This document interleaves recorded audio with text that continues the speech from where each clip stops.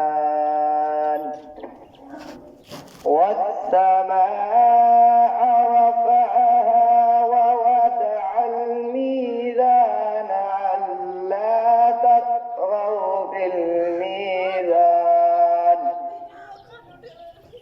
وأقيموا الوزن بالقسط ولا تخسروا الميزان والأرض وضعها للأنام فيها فاكهة والنخل ذات الأكمام والحب ذو العصف والريحان فبأي آلاء ربكما تكذبان خلق الإنسان من صلصال كالفخار وخلق الجن من مارج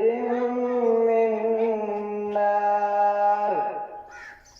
فبأي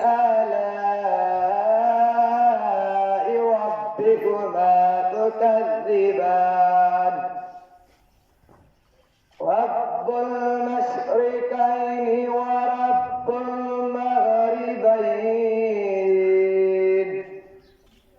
فبأي آلاء ربكما تكذبان مرج البحرين يلتقيان بينهما برزخ لا يبغيان فبأي آلاء ربكما تكذبان يخرج منهما اللؤلؤ والمرجان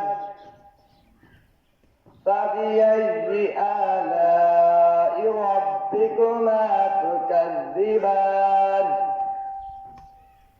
وله الجوار المنشآت في البحر كالأعلام فبأي آلاء ربكما تكذبان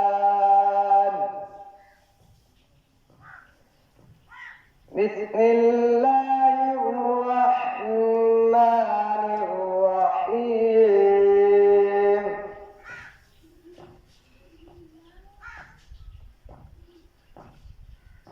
ألم تر كيف فعل ربك بأصحاب الفيل ألم يجعل كيدهم في تضليل وأرسل عليهم طيرا أبابيل ترميهم بحجارة من سجيل فجعلهم كعصف مأكول بسم الله الرحمن الرحيم ألم تر كيف فعل ربك بأصحاب الفيل ألم يجعل كيدهم في تضليل وأرسل عليهم طيرا